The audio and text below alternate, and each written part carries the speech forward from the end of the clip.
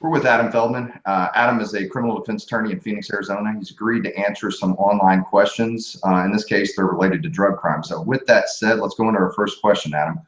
How do you charge, or what is your fee for defending drug cases? Every case is really different, so I'm not going to be in a position where I can tell you this one costs this and the next one costs that. But I think there's some merit in that. If you call around and you're trying to hire attorneys, you are going to find a lot of guys who will say, all right, possession of cocaine or transportation of cocaine, $20,000.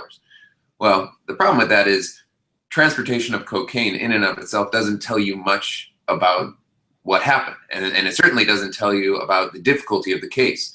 So you can have one case, transportation of cocaine, where you're talking about a gram of cocaine, and literally that's it.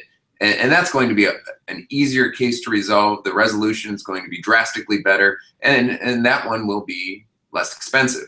On the other hand, you can have a guy who's going, from state to state, transporting a truckload of cocaine, and that's going to be drastically harder, and everything about that's going to be more difficult.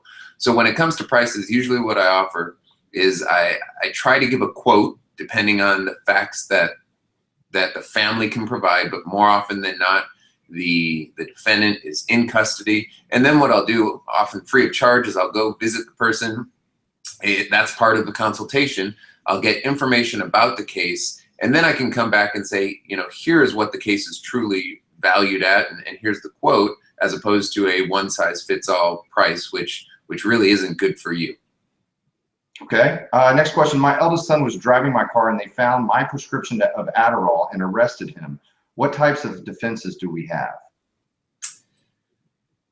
I mean, there are a lot of defenses, such as mere presence. That's the first one that comes to mind, meaning you can be merely present during the apparent commission of a crime and you're not guilty.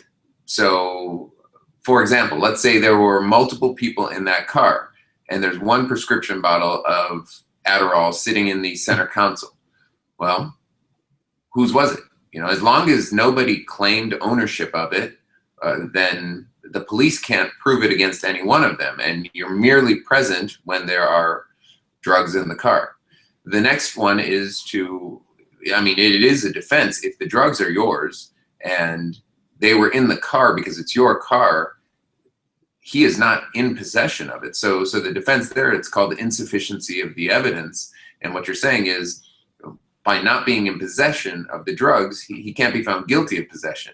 Simply because they're in the car, that doesn't mean he's guilty. So those are a few of the defenses that quickly come to mind. Okay. Next question. I'm worried that my boyfriend is going to get a lot of time on a possession and possibly a distribution charge for ecstasy. If I call you, can you tell me how long he's going to get? I can always tell a person what their technical ranges are, but I offer this huge warning in advance, because the last thing I want to do is scare somebody in advance and just say, because you're so terrified now, you should hire me. And when people ask that question, such as, what is my client looking at? Well, there's a technical answer, and then there's the more realistic answer. So I'll give you an example, and these are scary numbers. If you have, let's just say, a pound of cocaine, and you've been charged with, or let's go with ecstasy. Let's say you've got, 500 pills of ecstasy, and you've been charged with transportation of ecstasy.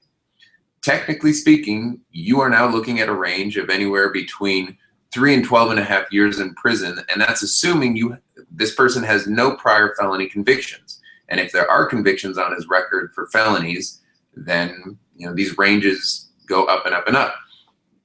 But I'm reluctant to tell you that, because then are you thinking, well, did this attorney just say that my son, brother, whoever is going to get 3 to 12.5 years? No. What I'm telling you is that if he goes to trial and if he loses, the judge would have no other option but to give him somewhere between 3 and 12.5 years.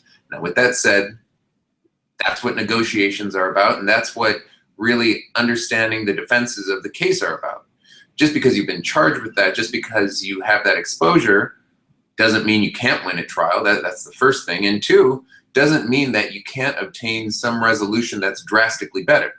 So initially I tell you, hey, he's looking at 3 to 12.5 years. Next thing you know, he's getting out on probation.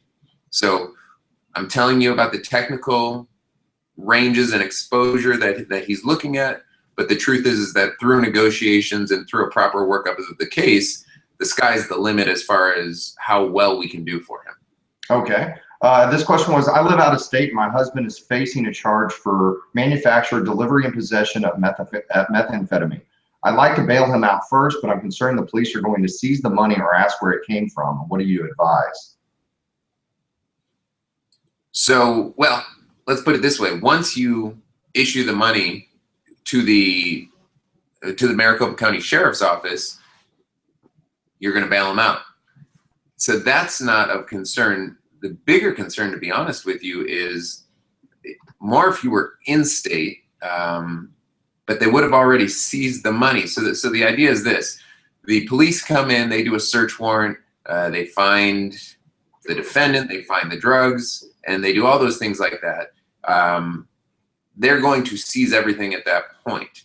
Now, you have money, however you obtained it, and you want to post the bail. Nobody's really going to intercept you from your home to the sheriff's office as you go and post the bail.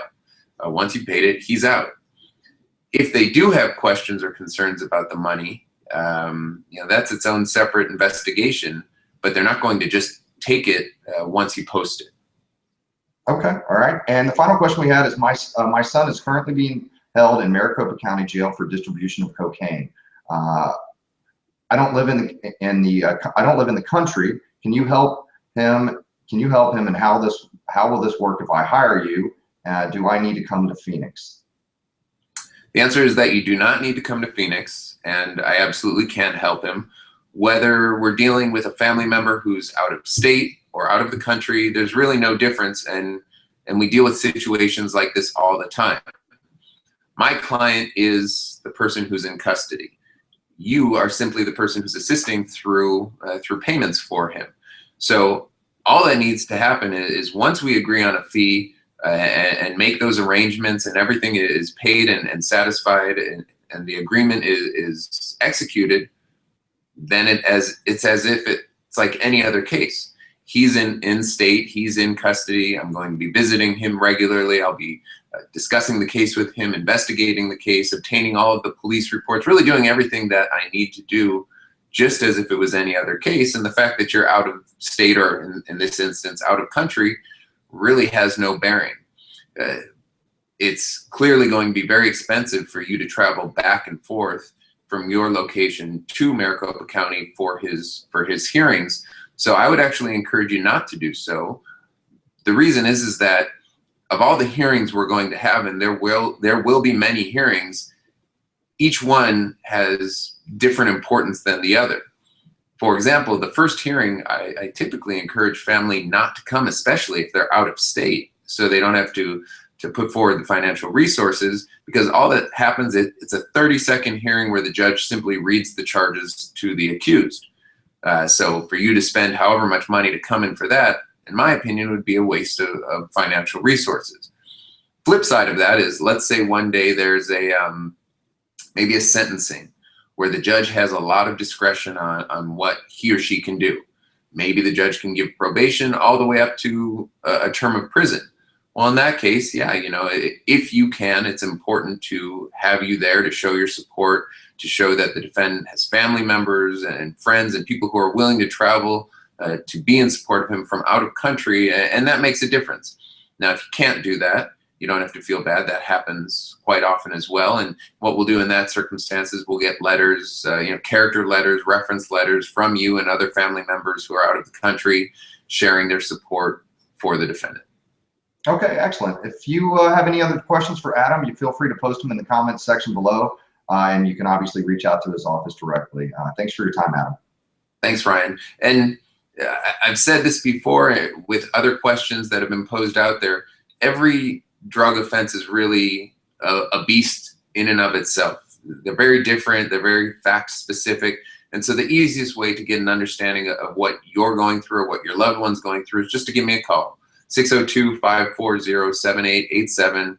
The conversation's free, the consultation's free, and at a minimum, I can point you in the right direction and make sure that at least you have the knowledge to take that next step.